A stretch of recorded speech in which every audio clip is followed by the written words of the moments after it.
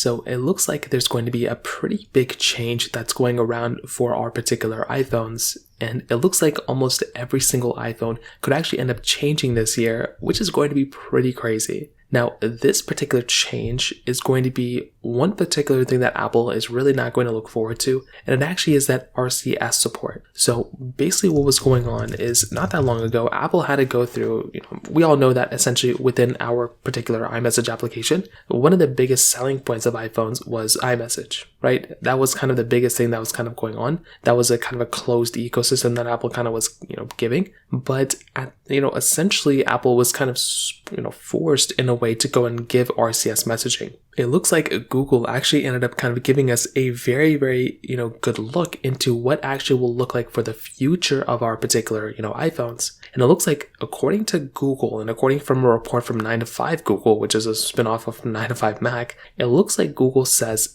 Apple will bring RCS support to their iPhones in fall of 2024. Now, that is a pretty big deal, in my opinion, for Google to actually make that type of claim, because they're saying that they're going to adapt or be adopting RCS in the fall of 2024. And they say once that happens, it will mean a better messaging experience for everyone. Currently, if Apple ends up supporting that, that means there's going to be a lot of new features that are going to be supported within, essentially on our Androids, which it may not be 100% like iMessages to other iPhones, but it's still going to be very, very close. And there's still going to be a lot of new features and a lot of new improvements that, our Androids are going to be having over our standard, iPhones. So this in and of itself is a very big thing. It is probably one of the biggest changes our iPhones are going to get this year after iOS 18. So this in and of itself is a very, very cool thing. Now, what does this mean for iMessage? Well, I don't really think much is going to change for iMessage. I think it's still going to be pretty much roughly around the same thing. I think we might be getting some newer improvements from Apple. I think they're going to push some more extra features